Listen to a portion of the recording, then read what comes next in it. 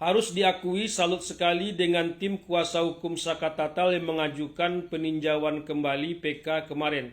Kemarin rangkaian persidangan PK Saka Tatal resmi ditutup oleh Hakim Rizka Yunia. Selanjutnya semua hasil persidangan akan diserahkan kepada Mahkamah Agung untuk diputuskan.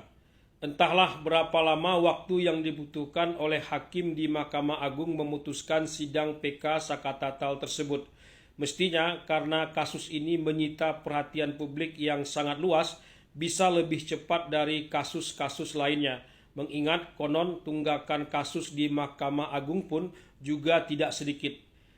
Kesalutan terhadap tim kuasa hukum Saka Tatal terlihat dari keseriusan dan kebisaannya menghadirkan saksi-saksi, baik saksi fakta dan saksi ahli, yang memang pantas dihadirkan dan dianggap mewakili suara publik, termasuk juga novum-novum baru yang berusaha ditampilkan, terlepas akurat atau tidaknya novum baru itu dianggap. Sebetulnya apapun putusan hakim, efek bagi Saka Tatalnya tidaklah terlalu besar, sebab Saka Tatal sendiri sudah menjalani hukuman yang divonis 8 tahun terhadapnya. Tapi bagi 7 terpidana lainnya sangatlah besar.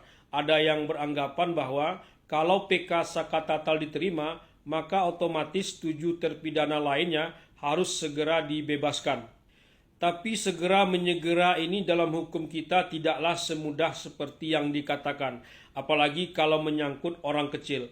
Kalau menyangkut orang besar, jangankan segera menyegera, yang jelas-jelas terlihat salah pun bisa diputuskan tak bersalah alias dibebaskan. Hukum kita bukanlah ilmu pasti seperti itu, melainkan justru penuh dengan ketidakpastian itu sendiri. Berbeda dengan sidang pra-peradilan Peggy Setiawan, di mana kuasa hukum hanya fokus terhadap pembebasan Peggy Setiawan dan nyaris tak menyinggung yang lainnya, tapi dalam sidang PK Saka Tatal, justru kuasa hukum dianggap tak hanya fokus pada Saka Tatal saja, tapi juga berusaha mengubah dari kasus pembunuhan kembali pada kecelakaan seperti pada awalnya. Ini dianggap terlalu meluas kalau tak dikatakan sudah sangat melenceng. Tapi bisa jadi itu sesuatu yang tak bisa dihindari. Kasus kematian Vina dan Eki ini kait-berkait.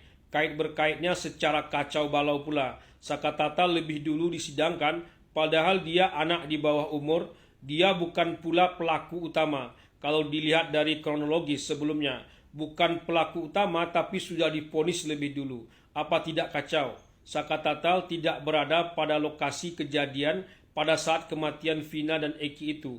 Begitu juga sebetulnya 7 terpidana lainnya. Tapi apa boleh buat, merekalah yang dianggap sebagai pembunuhnya. Hanya karena Pak Pasren tak mau mengakui bahwa mereka pada saat malam kejadian itu tidur di rumahnya bersama anaknya yang bernama Kahfi.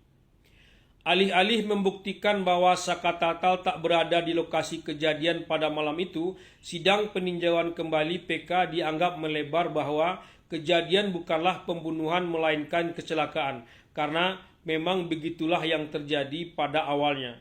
Tapi karena kecelakaan pun hanya dibuktikan lewat foto-foto dan tidak secara mendalam, sementara pembunuhan sudah berkekuatan hukum tetap, memang menjadi semakin sulit kalau hendak dipaksakan bahwa kematian Vina dan Eki ini adalah sebab kecelakaan dan bukan pembunuhan, tanpa didukung juga dengan bukti-bukti saintifik yang akan sangat sulit didapatkan saat ini setelah lewat 8 tahun yang lalu.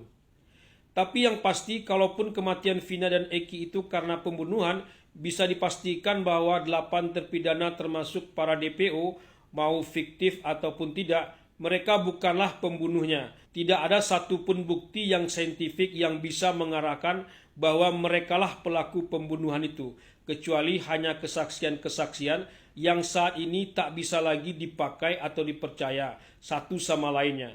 Memang tak perlu berlama-lama lagi memutuskan atau membebaskan mereka semua ini.